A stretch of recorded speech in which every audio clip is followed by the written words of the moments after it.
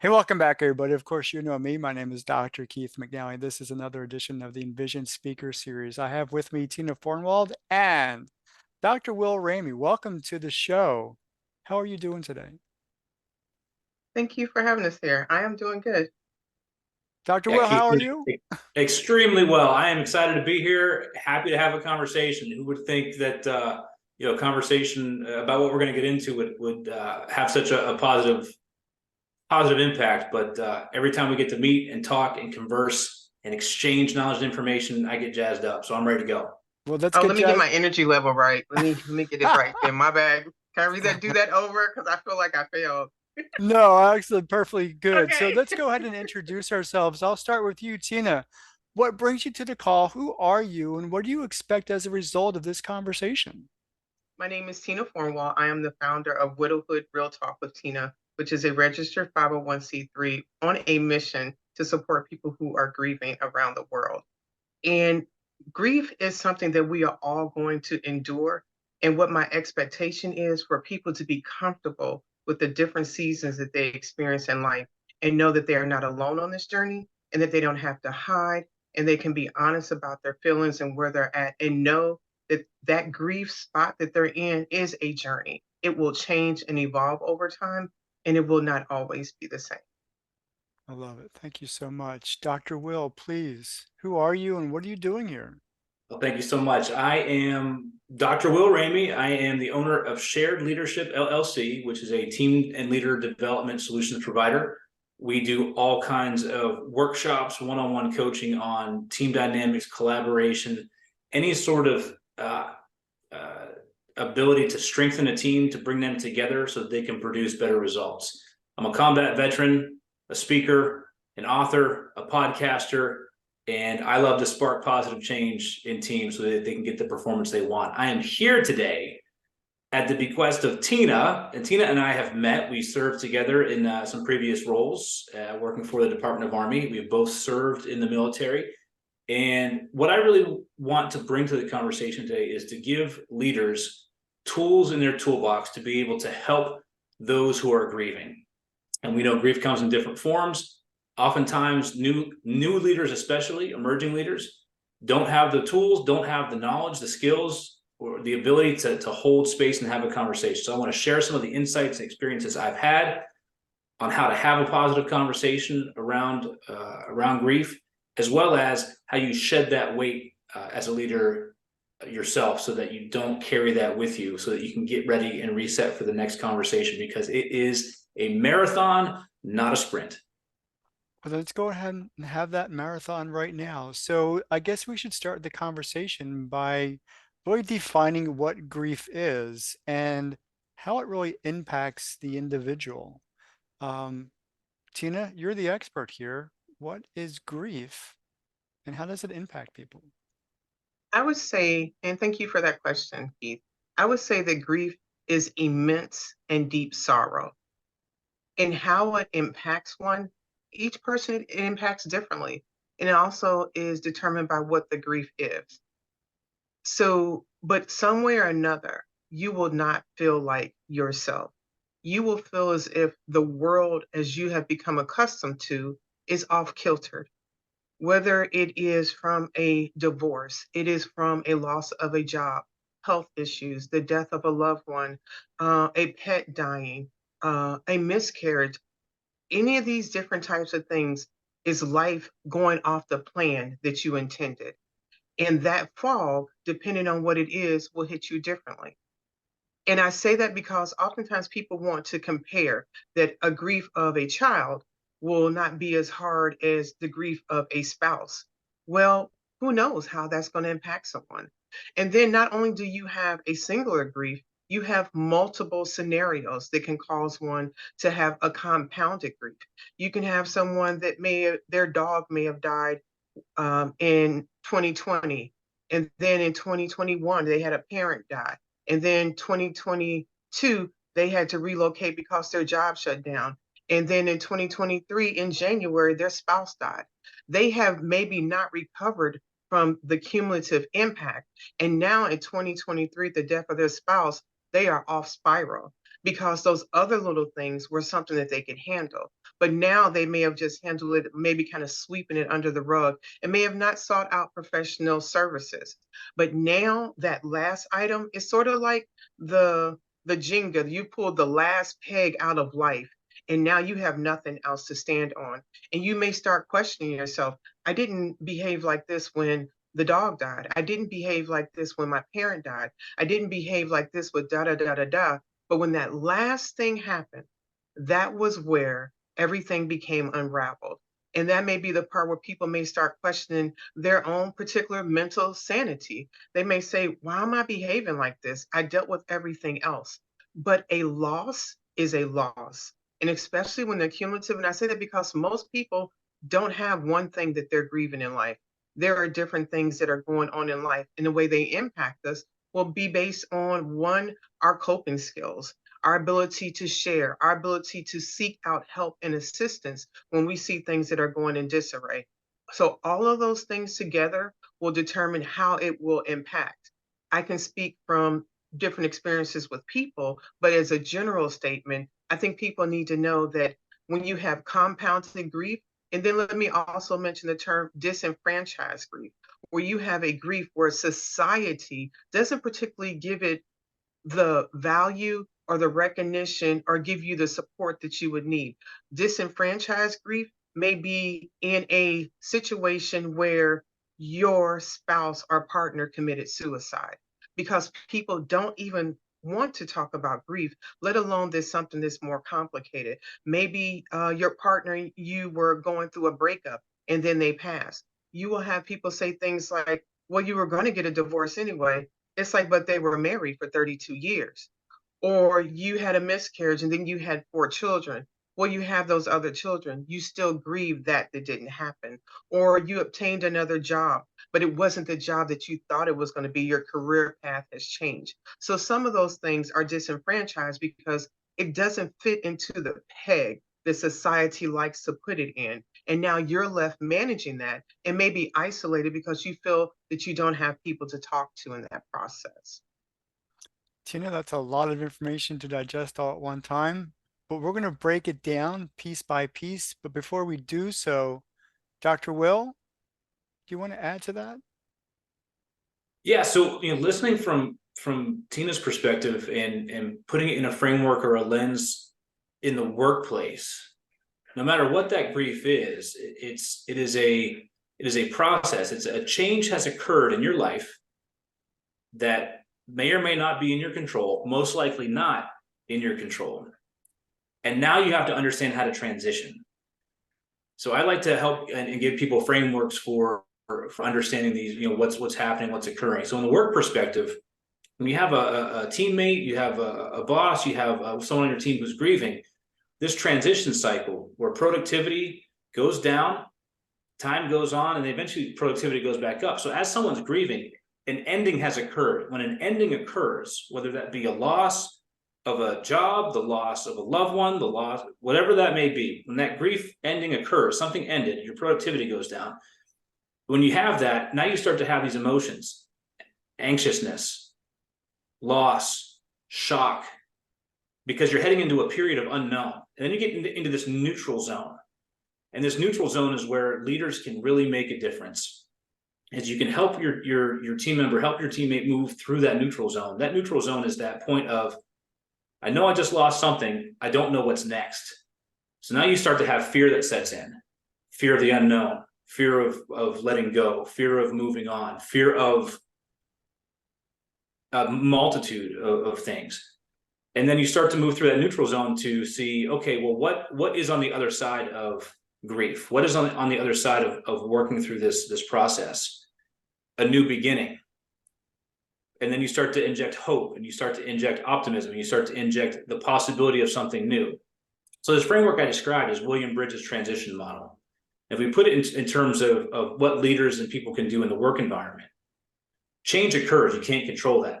You can't control how you transition. And if you think of this as a cycle, ending, neutral, new beginning, shock, anxiety, fear, optimism, and willing to try something new. Now you have frameworks to start helping people move through at their pace and helping them move through that neutral zone into something positive. Well, I appreciate all of that. You guys are giving me a whole lot to work with, and we've just got started. So let's go back a few steps because I want to address something that Tina talked about, and you kind of hinted to, Dr. Will, is that the impact on the individual is what we're really concerned about because everybody deals with grief in a very different and very unique way. But at the same time, it's still something that we need to address. And whether we're addressing it appropriately or inappropriately at this point is really not my focus, but it does need to be addressed. Tina, have you dealt with this firsthand? And for anybody who's not aware of that conversation, I'm just going to share that conversation with that you had with me in the show notes. But when my question is, when that situation occurred where you lost your husband, you had to go back to work, yes? I did, but I gave myself grace. I didn't rush back to work. Okay. I had a very demanding job and a job that was very public oriented. And I realized that my life was never going to be the same. And I needed to give myself space to unpack what that looked like. I needed to deal with my own mental wellness. And I say that, but I am grateful that I had that opportunity. I have known people that needed to go back to work in 3 days after their spouse died. And I cannot imagine, and my heart goes out to people because of whatever the situation. I did take 3 months off from work before returning. And I was teetering with the idea of not even going back because I didn't know what would be of any importance to me sitting in an office, worrying about to me what would have been make believe deadlines and for that to be valuable. But in my work with my therapist and different people that I was working with, I needed to reinsert myself into society because if not, I would have gotten lost in that depression. I would have got lost in that grief. I don't know if I would have pulled myself out. So for me, returning to work was part of me reinserting myself to society. But I can say that the people that I worked with, they were very gentle with me.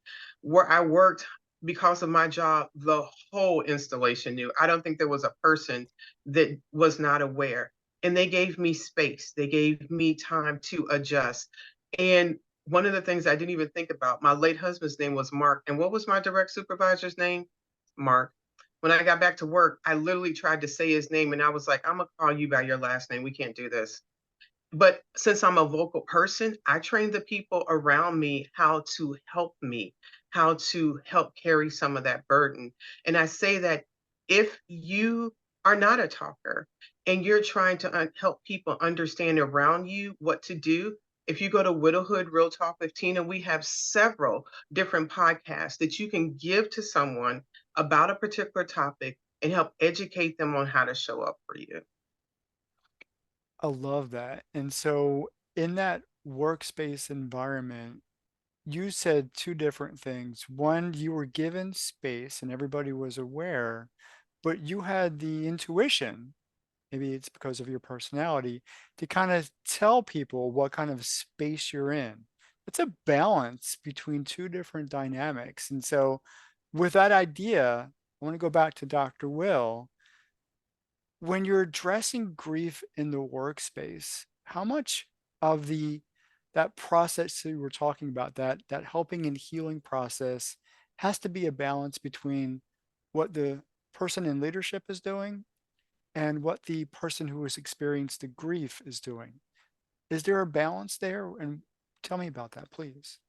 Yeah, absolutely. There's a balance there, and I've had those conversations. Actually, I think at the time, Tina, there was some crossover that you and I have had for your return to work. And when you're in that leadership position and you're responsible for people, it doesn't. That's what it boils down to. You're responsible for people, no matter what it is that you're doing.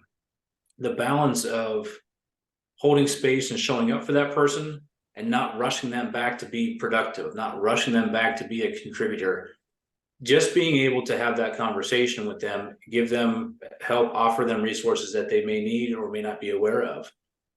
But at the same time, acknowledge that they're pulsing through at their own pace. They're pulsing through and making steady. So as long as they're making progress, and that progress is not linear, that progress is a roller coaster. Some days are better, some days have setbacks.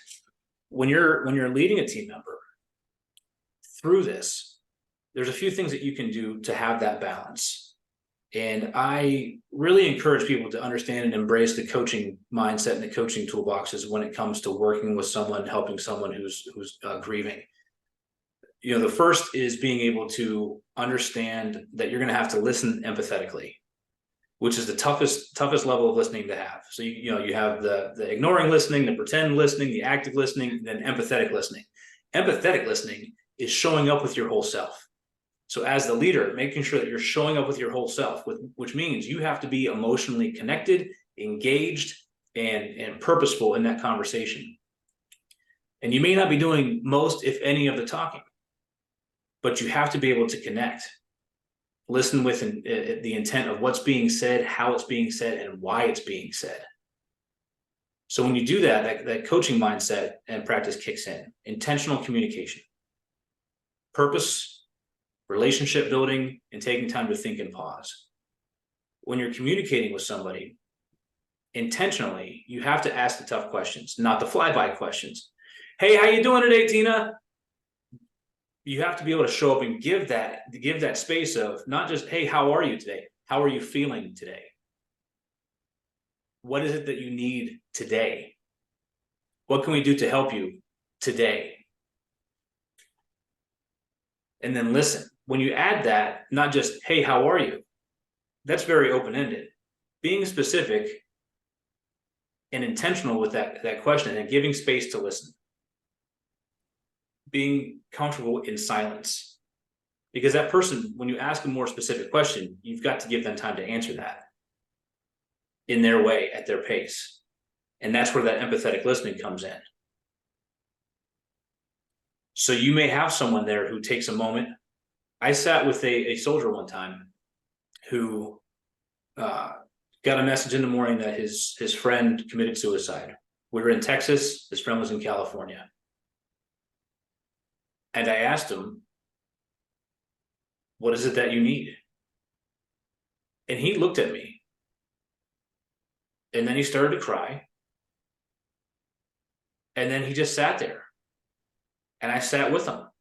20 minutes go by in silence. I cordoned off my office. He and I just sat.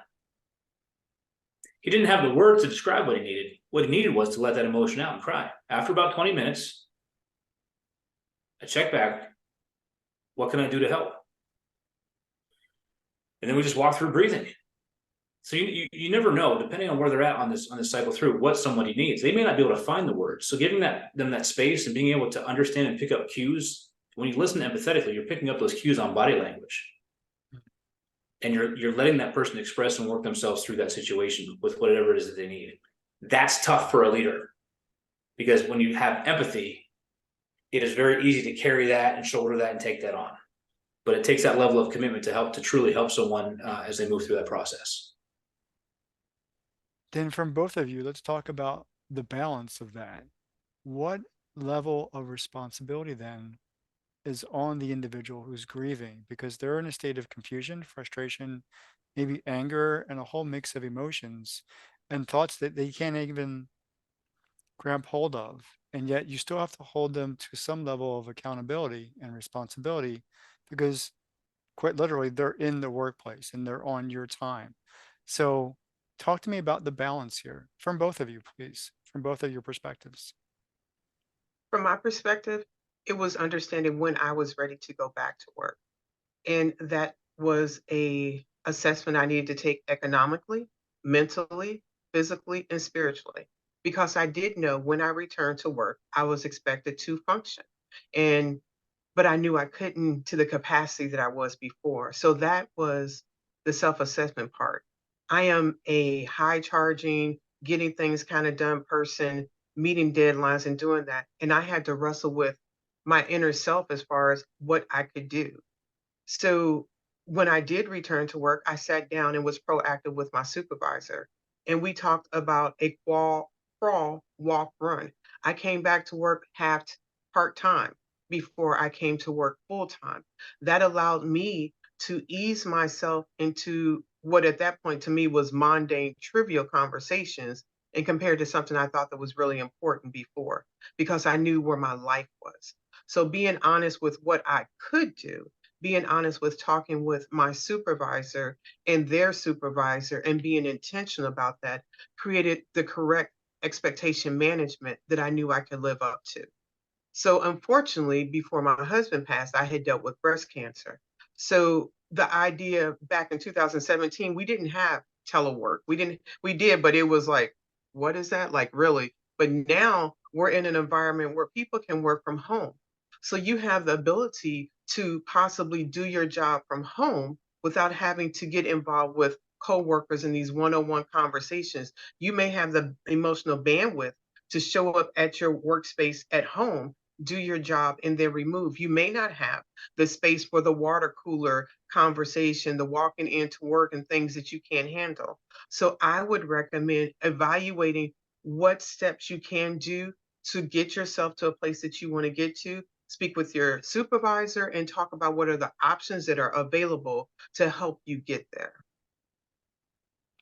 Dr. Will, as a leadership coach, are there options here? Are there things available for leaders to help with that process and give that person their space? Absolutely, there are. So I think having experienced this and different people grieve in different ways and return to work in different ways. The points that Tina hit on, I think, are the most important. Having a plan and having a almost like a mutually agreed upon plan. Hey, you're here. What is it that you need? How, and again, asking the tough questions as a supervisor. How do you plan to get through your day? What is your ritual if you find yourself being overcome to bring yourself back down? Offering suggestions, 15-minute walk outside. Just come by my desk and let me know. You need to go catch 5 outside, go catch 5 outside. It's being able to have the conversation to set the clear expectation of when you're in this space, one, you had a significant emotional event, which may or may not have shaken and permanently changed who you are as a person. So you're not going to get that. You may never get that person back performing at the level that they were performing at. So that's an unfair expectation. So having a conversation with an employee to set that expectation of what is it that you need? Here's the tools we have available. Here's how you plan to use them. Here's the space that we have. If they need something that's outside of that realm, you can always ask. It never hurts to ask for an exception to policy. It never hurts to ask for an exception to a question. Like Tina said, you don't have a formal telework policy, but you have the ability to work that out. Okay, you have formal breaks and lunches, but somebody needs a little extra time to get back, or maybe need the time to separate from the bullpen or the people. Work what's within your control, and don't be afraid as a leader to kind of push those limits, because it comes down to treating people as human beings, not human resources, not human capital, human beings. And human beings have feelings and emotions and need cared for, and need to know that they have someone there. So, understanding what your current workplace policies are, having a clear one-on-one expectation setting conversation with that team member upon their return, so that it's a self-owned plan that you can both agree to and both understand. And then, a phased approach to moving forward for how long they may need to be on that, and how long that we can allow them to be on that as an employer. Those are fair, somewhat equitable, practices that you would extend to anybody. So throughout this conversation, and this conversation focuses on how leaders can address this issue of grief in the workplace, the one thing that keeps on popping up in my head is leaders don't have practice in this. Typically, it's not something that it's addressed or dealt with or handled or even recognized as an issue in workplaces, at least in the workplaces that I've been in. Now, I've worked primarily in universities and colleges, and so, and not specifically in HR, and definitely not in the leadership outside of the classroom experience. Dr. Will, you're a coach, and Tina, you run a podcast. Practice makes you better at something. How can we enable leaders in any environment to really start practicing the things that you're talking about, and not just say, oh, I'll just worry about it when the situation arises? Because at that point, you're not going to be prepared. Nobody's prepared. How can we implement a practice regimen, if we can use that word, for leaders to say, I need to recognize when somebody needs help, and this is what I'm going to do. Please. Right. So Tina, if you're okay, I'll start this one. And keep it. I love the how you frame it as practice, because leadership does take practice. It's a process, and it can be honed and it can be improved. The things that you do, the behaviors that you have, the rituals you put in place when you are influencing and communicating with people. If you think about that, step back and think about that as a systematic approach to leading people, those same skill sets that you hone under these conditions here can be applied under these conditions here. When you realize somebody is struggling with performance, don't you want to find out what's going on, have a conversation, seek to understand, listen empathetically, identify what their issue is, coach them through self-awareness, coach them through self-ownership? When you have conflict management in the workplace and someone is struggling to understand and grasp something, or struggling through a change in policy, don't you want to have a conversation, explain the whys, get them on board, help them out? When somebody is new to your team and they may need help, don't you want to pair them up with somebody who may help? So all of these things that you can do as a leader when you're working through building a high-performing team, a cohesive team, a collaborative team, those leadership behaviors that you practice, you're practicing. If you think about helping someone deal with grief as a major league event, you're practicing them in a minor league event on a daily basis. When you practice and engage in not just half listening, active listening, but empathetic listening, when someone has a true concern about a change in a workplace policy, those same tools can be applied when you're listening empathetically to a grieving team member. When you're working through a situation where you have to set expectations for performance or behavior in the workplace, those same tools can be applied when you're grieving. So being able to identify when people need help, being a genuine, authentic, caring leader transcends situations. The impact, the resonance of it changes. It's a seismic shift. But that's why it's important to practice those habits and build those routines. When you're talking as a leader and you talk about building routines in your day, when you have a conflict management conversation, when you have a performance management conversation, what's your ritual to close that conversation out? Not with the employee, that's a whole different conversation, different topic. How do you close it out with yourself? I suggest and recommend you reflect of right. How did that go? How am I feeling? What triggered that feeling? What do I want to do with it? You can apply that from performance management to, I just had a tough conversation with a team member who's grieving. Okay, how am I feeling? What triggered it? What do I want to do with that emotion? Mindful minute practices, box breathing, pausing, body scanning, and then resetting yourself. Whether that be a tough conversation about performance and conflict, or whether that's a tough conversation about a grieving employee, that practice can apply to help you move through that. Practicing gratitude.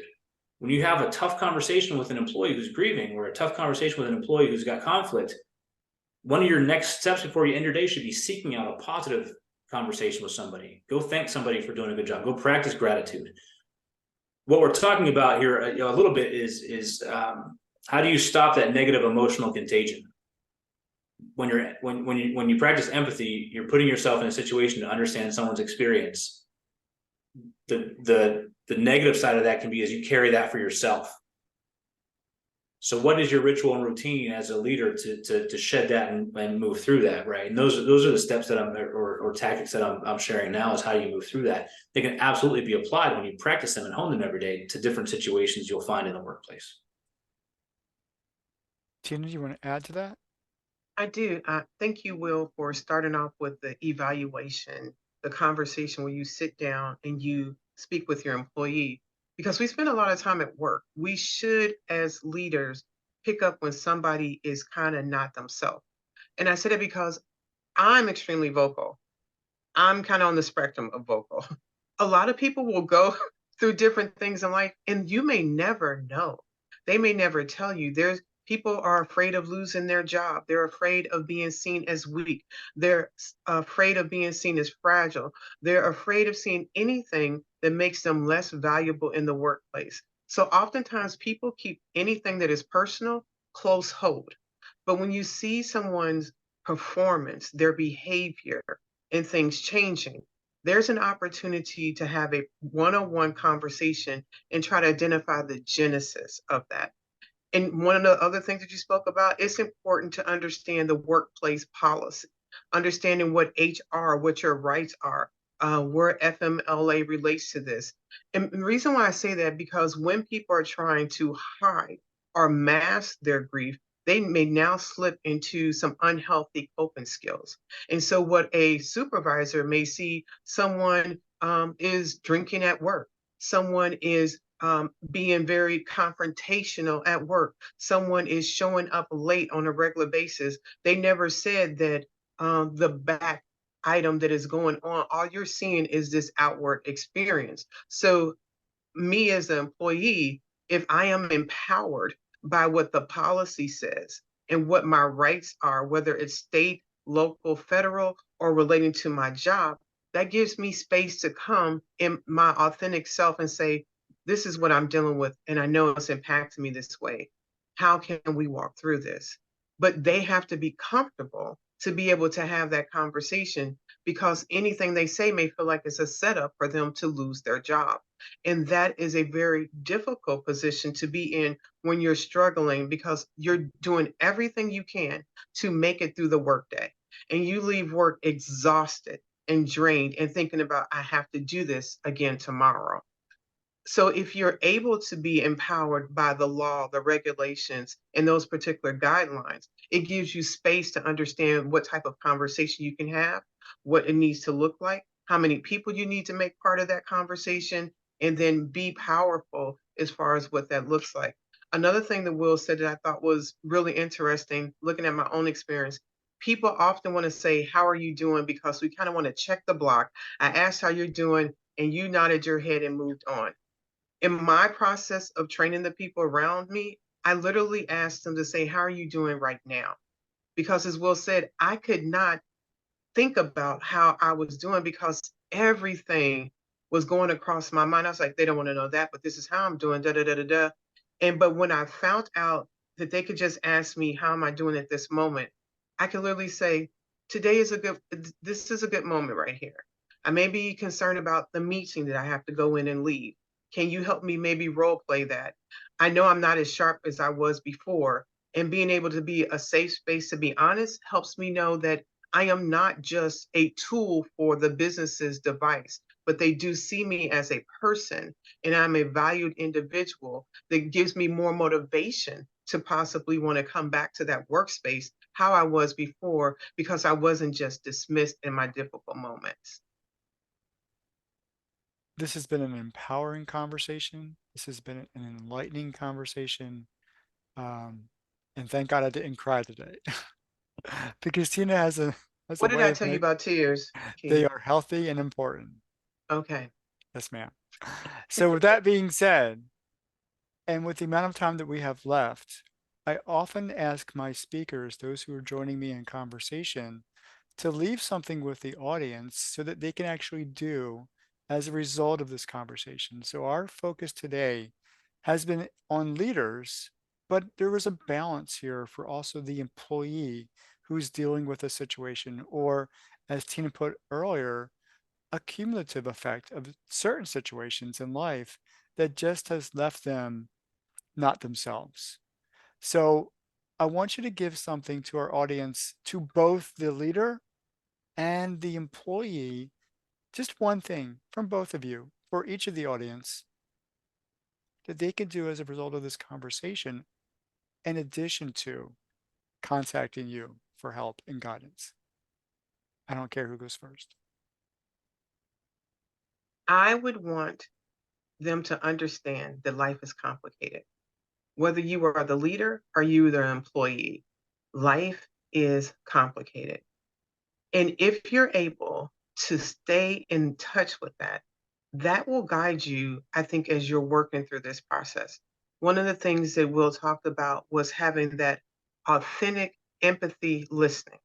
Whether you are the employee sharing your experience with your employer, or you the employer hearing the conversation, that where that person is in life, you may be there too, and vice versa. You may find yourself as the employer actually being consulted or supported by your employee that has gone through a similar circumstance. And you may lean into them because you know that they have that knowledge and unfortunately that experience, and you can grasp some coping skills from them. You may be the employee and having to trust your employer, but we are all human, and this human experience does not leave us untouched. And I think if we're able to maintain that concept, the spaces that we show up in, it allows us to take off of sometimes that rugged army officer exterior or that supervisor, and we have things to get done, and meet people right where they're at and understand how do we do this life journey together. Dr. Will? Yes, I think just very simple and clearly, I would want people to have the trust and comfort to have the fierce conversation. From a leader standpoint, having the ability to clear space, safe space, to call someone in, to bring someone off stage and do that deep level check-in. From the employee perspective, having the ability to shed your armor and go in and have a conversation with your leader, your supervisor about what it is that you need to be able to move through your journey through grief. And for both to be okay and be there for each other. Leadership is a people business, no matter what it is that you're doing. You put people first, the results will come. Have the space to do that. Tina, Dr. Will, thank you for this conversation. For those who have been watching and listening, this has been another edition of the Envision Speaker Series, and I'll see you next time. Take care.